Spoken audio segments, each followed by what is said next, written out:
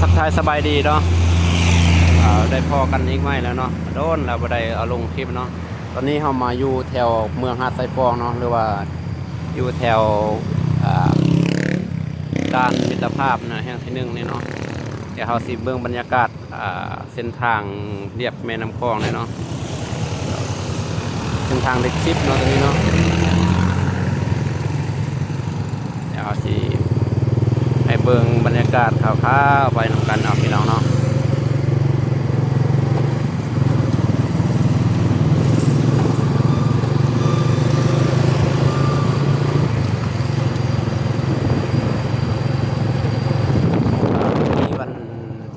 เดือน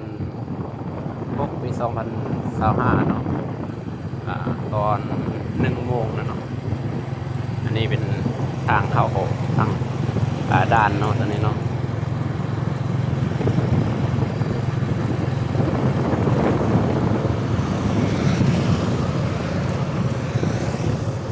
อันนี้ทางเข้าด้านเด้อแต่เขาสีเบรกเข้าทางด้านนี้เนาะสิให้เบิ่งบรรยากาศไปข้างหน้าครับอันนี้เป็นด้านเข้าด้านมิตรภาพไทยลาวเนาะแห่งที่1เนาะด้านหนองคายเนาะตัวนี้เนาะ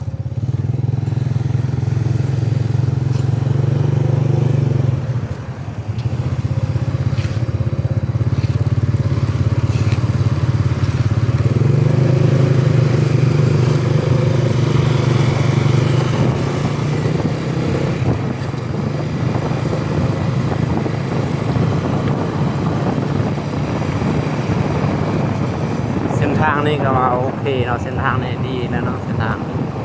บันไดมีการปรับปรุงแล้วเนาะเสาไฟมันก็เป็นระเบียบมันเนาะ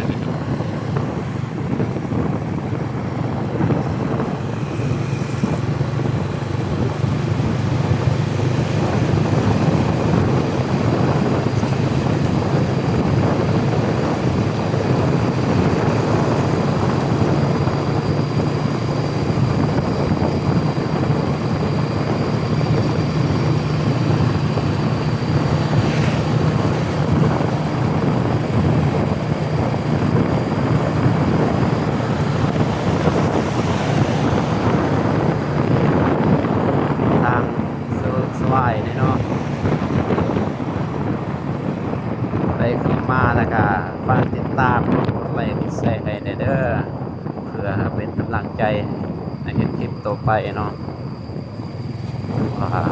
โดนเราสิได้ลงเทื่อนึงเราเดี๋ยวนี้เพราะว่าบ่ค่อยมีเวลาบันไดเนาะเมื่อได้มีเวลาก็สิได้เก็บภาพบรรยากาศแบบนี้ให้คนได้ครับซุ่มไปนำกันเนาะ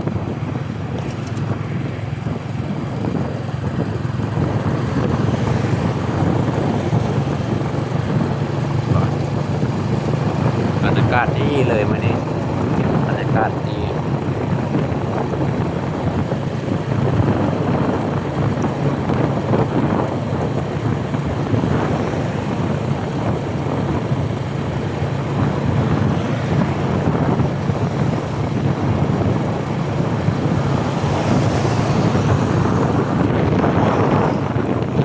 สิให้ภาพบรรยายเนาะเบิ่งมาลงกันเลยเนาะโอ้อันนี้เป็นหน้าเนาะนี่ว่างามเนาะเขากาเนี่ยเนาะน้ำเขียวอีลิกอันนี้ก็ไม่มีนุ่มเป็นชัยเนาะ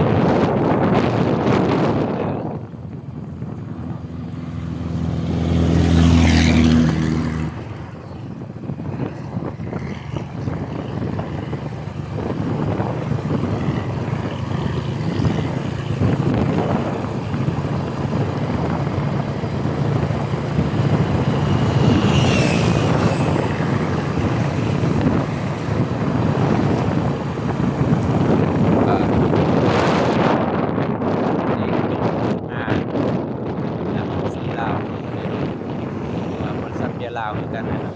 เนี่ยเป็นโรงงานแบบซี่โรงงานเซตอัพไม่อย่างนะประเภทน้ำหวานนะที่ลงอยู่ที่โรงงานตัวนี้เนาะอันนี้เป็นโรงเรียน โรงเรียนออสการ์อันนี้จะเป็นโรงเรียนออสการ์เป็นโรงงานเบปซี่อันนั้นจะเป็นโรงปันออกกุนเดี๋ยวเราสิไปเบิ่งอันน่ะโรงงานเบียร์เองเนาะอันนี้สิผ่านทางอันน่ะโรงงานเบียร์เนาะแล้วเราก็ใกล้สิฮอดอันน่ะโรงงานเบียร์ลาวแล้วเนาะอันนี้แยกไปอันน่ะเบื้องขวามือนี่ก็สิเป็นไปทางอันน่ะดอกคำสร้างเนาะตัวนี้ไปทางไดโมแล้วก็ไปทางลิงสิบเนาะ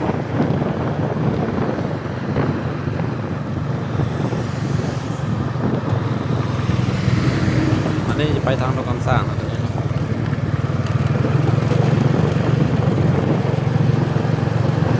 ทุกคนเห็นบ่เห็นสะพานบ่สะพานลอยบ่ของบริษัทเบียร์ลาวอันนี้สะพานลอยเพื่ออำนวยความสะดวกให้แก่พนักงานเนาะใน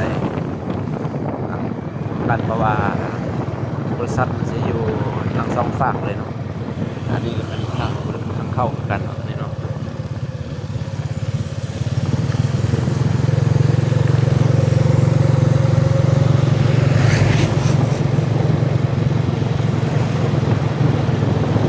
อันนี้ก็เป็นรถขับส่งเบียร์เหมือนกันเนาะอันนี้ก็เป็นโรงงานเรือน้องพวงเลยเนาะซึ่งเบียร์ลาวอันนี้เป็นสะพานเนาะ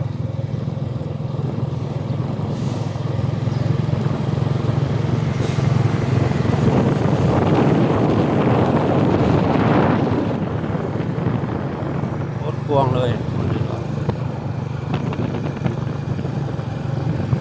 กวาง